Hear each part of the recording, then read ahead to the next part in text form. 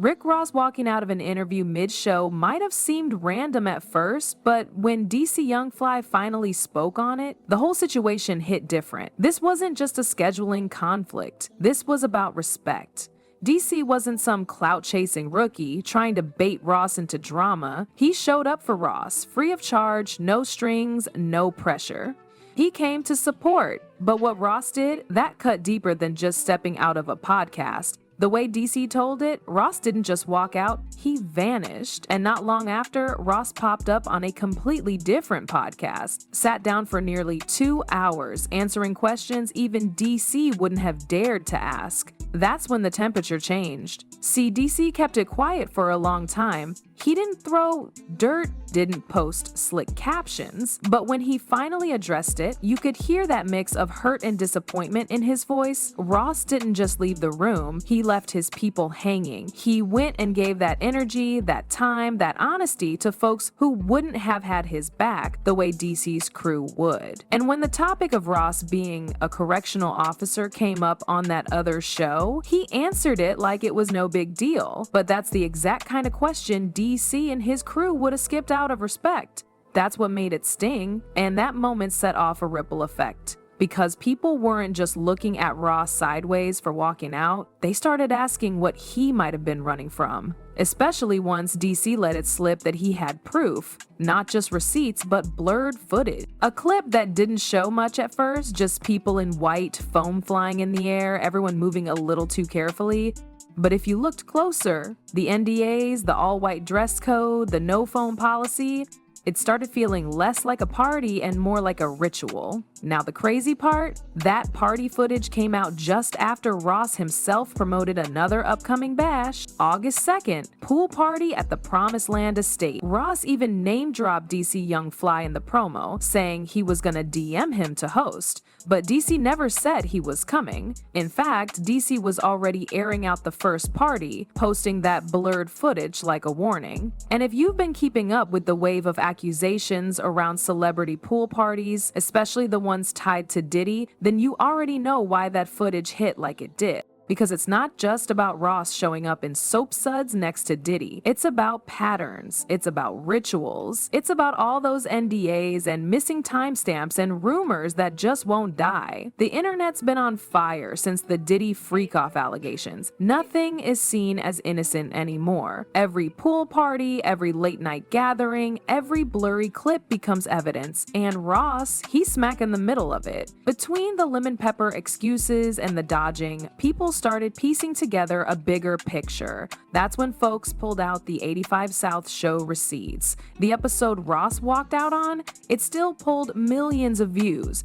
Didn't matter that he left mid-sentence, their numbers spoke for themselves. DC even joked that next time Ross comes on the show, they'll have lemon pepper wings ready. But under that joke was real tension. DC said it straight, if you only got an hour, cool, just say that. Don't roll in like you're doing us a favor and then dip without a word. That's not real, that's not respect. And DC wasn't letting it slide anymore. DC Young Fly didn't just let it go, he went live, holding back real emotion. This wasn't just about a podcast walkout or some slick comment online, it was about betrayal. He said it felt like someone close, someone he considered a brother, had been secretly hating. That's the part that really hit home, because this wasn't just industry drama, this was personal. He grew up in a time when if you had something to say, you had to be ready to stand on it. You couldn't hide behind tweets or burner accounts. If you disrespected someone, you got checked for it in real life. The more DC talked, the more people realized he wasn't aiming at random trolls. This was about someone who knew him, someone who played the game, smiled in his face, and still moved foul. And just like that, the internet started pointing fingers. Some thought it was Ross, some thought it was someone else entirely, but the vibe was the same. A man tired of fake energy and backdoor shade. That blurred phone party clip, it didn't just raise eyebrows, it cracked the whole story open. The angles were just off enough to protect faces, but just clear enough to expose the vibe. All white outfits, cloudy bubbles, bodies moving through thick layers of foam, no phones, heavy NDA. And in the middle of it all, Ross and Diddy standing side by side, barely visible, but there. That alone would have been wild. But the timing made it worse. Ross had just said DC would be at his August party, promised to DM him, told the world it was gonna be a vibe. Then this clip drops. Almost like DC was saying, keep my name out your mouth because I've got the real footage. That wasn't a joke. That was a shot. And the internet? They didn't miss a beat. People started freezing frames, enhancing screenshots, analyzing shadows. One guest caught people's attention not because of who they were, but because of what they wore. A thick metallic bracelet with an unusual emblem. Nobody knew their name, and they weren't spotted arriving or leaving with anyone. But that emblem, fans matched it to paparazzi shots of someone deeply tied to Diddy's circle. That bracelet became the new smoking gun. Then came the rabbit hole. Old clips, resurfaced interviews, lyrics, speeches, everything got rewatched with new eyes. People brought back that old Rick Ross line from 2013, the one about slipping Molly in someone's drink. At the time, it cost him endorsements, but the backlash faded. Now with everything going on, that lyric felt like a breadcrumb, like a window into a mindset, something that wasn't just a bar, but a mask slipping for a moment. Even 50 Cent got involved in his own way. In his Diddy documentary, he hinted at deeper connections, darker parties, and women who couldn't remember what happened after the bottles popped. It all lined up too well, too many whispers becoming echoes, too many jokes that didn't feel funny anymore.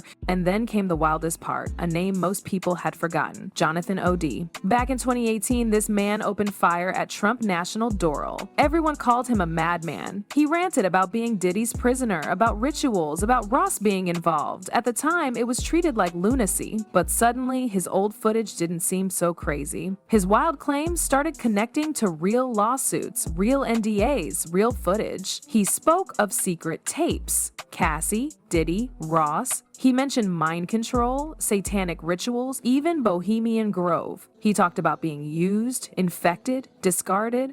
Everyone rolled their eyes back then, but now, every piece of his rant started sounding like a dark puzzle clicking into place. Ross tried to bury the heat with a response video. He played it off like nothing serious went down, said he came to the show for free, didn't ask about numbers, didn't press them for stats. He even threw in a lemon pepper wings joke, trying to spin the whole thing into a playful misunderstanding. But the way he said it, like showing up without charging, was some big favor. Like DC and his crew should have been grateful he gave them 3 minutes of his time. That's when people stopped laughing. Because what Ross wasn't saying told the real story. He never explained why he left without warning, never addressed why his team didn't even know where he went, never owned the fact that he dipped mid-show and showed up full energy somewhere else. Instead, it was all, I came on face, Jose had somewhere to be, and next time, have my wings ready. Deflection wrapped in charisma, but the internet wasn't letting it slide.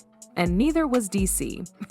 He clapped back again, calmly but sharply, said Ross wasn't the only big name who ever did the show for free. T.I. did it, Snoop did it, legends came through with love, no questions asked. Ross acting like his 3-minute appearance was some rare gift? That didn't sit right.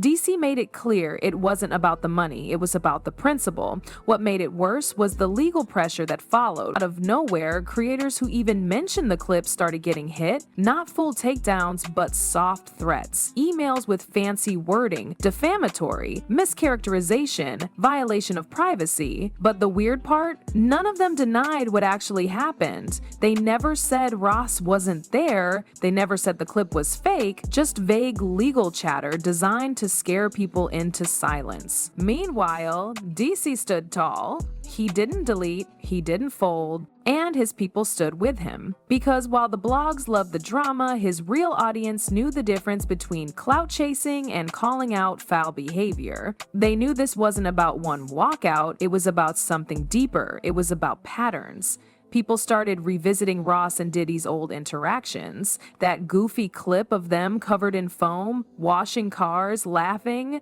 It suddenly didn't feel so innocent. Ross joking about how that tip gon' be good landed differently. The soap, the cameras, the laughter, it all seemed like code now. Like something was hiding in plain sight this whole time. And the biggest rumor, that Diddy never throws a party without cameras rolling. That every angle, every hallway, every car ride, even the bowls and bathrooms, All of it's documented. Not for memories, for leverage or control. If that's true, then the footage DC dropped wasn't just a teaser, it was a message, a warning, maybe even a line in the sand. Because once the cameras turn off, the real moves begin. The parties, the NDAs, the silence money, the disappearing guests, all of it paints a picture that's no longer funny or bizarre. It's dark, it's calculated, and it's why so many people are suddenly watching what they say, where they go, and who they stand next to in a photo. DC never named names. He didn't have to. The internet filled in the blanks. But one thing is clear. The old rules are dead. The era of silence and fake loyalty is over. And if more footage ever leaks,